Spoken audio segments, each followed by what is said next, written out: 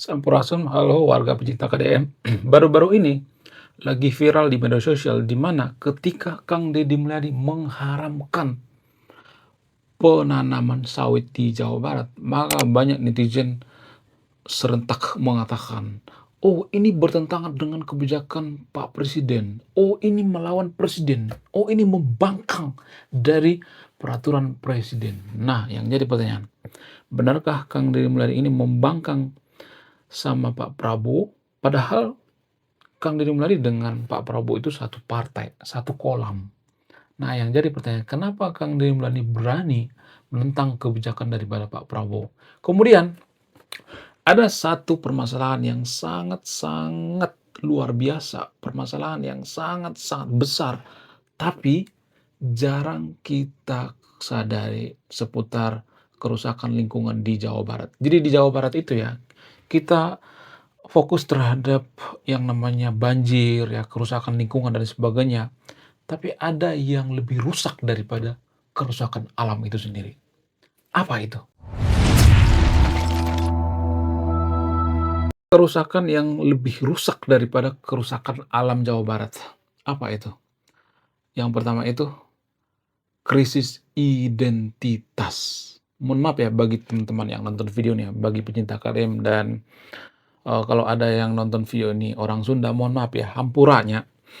Kalau saya perhatikan itu ya, orang Sunda itu sudah kehilangan identitas. Kalau kita bandingkan dengan suku lain misalnya, kita ambil contoh misalnya seperti suku Sumatera Barat misalnya, seperti orang Minang. Orang Minang itu masih kental dengan budayanya. Kemana-mana orang Minang itu ya buka warung Padang itu bentuknya itu ya seperti rumah adat Minang gitu, nggak berubah gitu. Ya nggak berubah jadi rumah adat Timur Tengah gitu. Tetap setia dengan budayanya, setia dengan identitas budayanya. Kemudian kalau kita bandingkan dengan suku lain misalnya seperti Papua misalnya, orang Papua itu sampai sekarang masih setia dengan budayanya. Orang Papua sangat dekat dengan budayanya. Mereka tidak kehilangan identitas budaya. Kemudian kalau kita bandingkan dengan orang China misalnya, orang Tiongkok misalnya.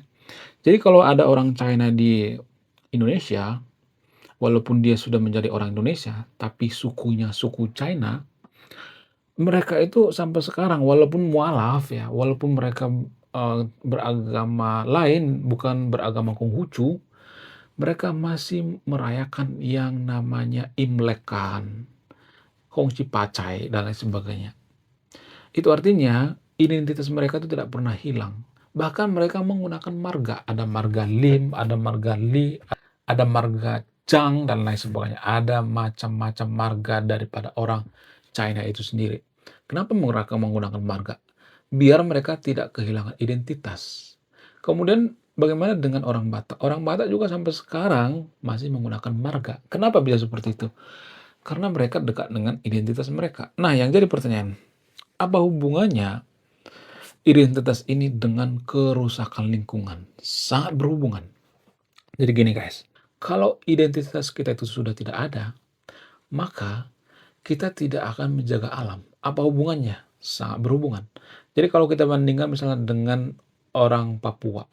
Orang Papua itu karena mereka punya identitas, mereka ada istilah tanah adat, hutan adat. Orang China juga seperti itu. Orang Batak juga seperti itu. Orang Batak itu ada istilah hutan larangan atau hutan adat. Jadi hutan ini tidak bisa dialihfungsikan jadi tanaman sawit ya, jadi apapun nggak bisa karena ini hutan adat. Kalau mau ngambil kayu, nggak apa-apa ngambil kayu, tapi jangan dibabat semuanya. Kalau ngambil kayu satu-satu nggak jadi masalah. Jadi ada semacam hutan lindung atau hutan adat. Nah, yang jadi pertanyaan, kenapa orang Jawa Barat itu kehilangan hutannya?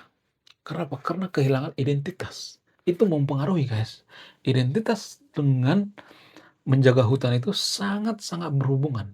Karena orang Jawa Barat itu tidak mengenal istilah hutan larangan atau hutan adat. Kenapa? Karena mereka sudah meninggalkan ajaran leluhur mereka. Saya tidak nyuruh yang nonton video untuk beragama Sunda Wiwitan, bukan ya. Bukan guys. Walaupun beragama Muslim, walaupun beragama Kristen, tapi kalau dekat dengan budayanya bisa aja sebenarnya. Cuman kan kalau saya perhatikan di Jawa Barat itu, mohon maaf ya, bagi, orang-orang Sunda itu sudah kehilangan identitas. Mereka sudah digantikan dengan identitas luar. Biasanya mereka lebih ke identitas orang Arab kalau saya perhatikan ya. Jadi kalau Anda jeli ya, orang-orang Sunda itu sudah ke Arab-Araban gitu. Nggak jadi masalah ke Arab-Arab, nggak jadi masalah. Tapi kan yang jadi permasalahan itu kan kita mencontek budaya luar. Itu kan budaya luar ya. Harusnya kita kreatif dong ya, menciptakan budaya sendiri. Jangan mencontek budaya luar ya. Kita menjunjung tinggi yang namanya filosofi leluhur kita. Bukan berarti saya nyuruh yang nonton video untuk, oh, menganut agama Sundawi, tetapi kita harus setia dengan filosofi leluhur kita. Sama hal dengan Kang Deddy Mulyadi. Apakah Kang Deddy Mulyadi itu beragama Sundawitan? No. Apakah Kang Deddy Mulyadi itu beragama lokal? No. Kang Deddy Mulyadi itu beragama Muslim. Tapi Kang Deddy Mulyadi memegang yang namanya filosofi Sundawiwitan. Filosofi Sundawiwitan lah yang menjaga alam. Itulah alasannya kenapa Kang Deddy Mulyadi itu menangis kalau alam dirusak. Itulah alasannya kenapa Kang Deddy Mulyadi itu sangat-sangat mengharamkan sawit. Karena apa? Karena ini penyebab daripada kerusakan lingkungan. Kang Deddy Mulyadi itu menganut filosofi silih asih, silih asuh. Saling mengasihi, saling menjaga. Silih asuh artinya menjaga alam ya. Ada istilah bahasa Sunda ya, gunung kudu diawian katanya gitu. Maksudnya gunung itu harus dikasih bambu. Kenapa harus dikasih bambu? Ini filosofi orang Sunda ya. Supaya gunung itu tidak longsor. Makanya di Jawa Barat itu banyak bambu. Kalau Anda jeli, kalau Anda perhatikan di Jawa itu banyak banget bambu ya. Tapi sekarang sudah banyak berkurang ya. Bambu itu ya biasanya kalau saya perhatikan itu hanya di depan rumah gitu ya. Kalau di gunung-gunung sudah digunduli, sudah dibotaki, sudah dikeruk gitu. Nggak ada lagi yang namanya bambu di gunung-gunung kalau saya perhatikan ya. Paling kalau ada depan rumah gitu ya, depan rumah orang Sunda. Sebenarnya asli daripada orang Sunda itu sangat mencintai alam. Saya nggak tahu kenapa sekarang ini. Ya, kalau menurut keyakinan saya, kenapa orang Sunda sekarang ini meninggalkan ajaran leluhurnya, filosofi leluhurnya? Karena dipengaruhi oleh agama. Ya, jadi agama sekarang ini kalau saya perhatikan ya, menurut keyakinan saya itu agama sekarang ini lebih memusyrik-musyrikkan ajaran leluhur kita. Jadi leluhur kita itu dikata-katain primitif, dikata-katain tidak pakai baju, dikata-katain menyembah pohon. Sebenarnya mereka menghargai pohon itu supaya pohon ini menjaga alam, jangan terjadi banjir gitu. Itulah alasannya kenapa Kang Deddy Mulyadi itu menjaga pohon, sehingga dia bikin kain kain catur di pohon. Tujuannya apa? Supaya pohon itu menjaga yang namanya banjir, tidak terjadi yang namanya erosi ya. Cuma kita aja sebenarnya yang terlalu menjelek-jelekkan nenek moyang kita. Kita mengata-ngatain nenek moyang kita itu primitif. Kualat kan kita sebenarnya. Kita mengata-ngatain nenek moyang kita hanya karena agama gitu. Ya, emang ada Tuhan yang rasis terhadap nenek moyang? Nggak ada kan? Kalau kita berpikir secara rasional. Cuman kan kalau saya ngomong seperti ini nanti saya akan dikata-katain ateis ya, kamu PKI. Enggak, saya nggak ada urusan dengan PKI, nggak ada urusan dengan ateis. Kita Tujuan saya itu supaya kita jujur ya, supaya kita berintegritas, supaya kita itu setia dengan ajaran leluhur kita. Bagaimana mungkin kita bisa menjadi negara maju kalau kita tidak setia dengan ajaran leluhur kita? Karena rata-rata negara maju itu ya, catat ya, ini penting ya, rata-rata negara maju itu karena mereka setia dengan lingkungan mereka, setia dengan eh, ajaran leluhur mereka. Seperti China misalnya, China itu karena setia dengan ajaran Confucianism. Eropa karena setia dengan filsuf Yunani. Jepang karena setia dengan semangat Bushido. Ya, jadi krisis identitas itu lebih berbahaya daripada krisis lingkungan karena itu mempengaruhi guys. Menurut kalian gimana? Apakah Kang Deddy Mulyadi akan dipecat oleh Pak Prabowo kalau dia menentang kebijakan daripada Pak Prabowo? Sebenarnya tujuan daripada Pak Prabowo itu sebenarnya baik guys. Cuman permasalahannya zaman sekarang ini lebih baik eh, permasalahan yang ditimbulkan oleh sawit itu sendiri daripada kebaikan gitu. Sebenarnya tujuan daripada Kang Deddy itu sebenarnya juga baik ya. Pak Prabowo juga baik. Pak Prabowo itu tujuannya apa? Tujuannya supaya kita mandiri secara energi gitu ya.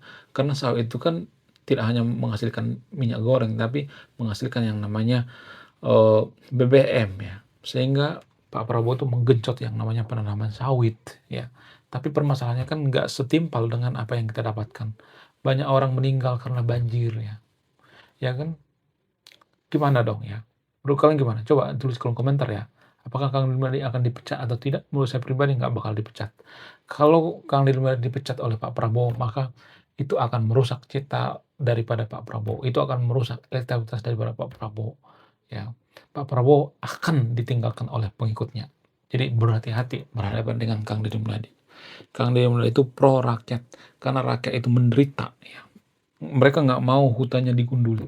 Itu yang dipengen oleh Kang Deddy Mulyadi. Oke, sekian video ini. Terima kasih sudah menonton kami. Saya pecinta KDM. Salam waras.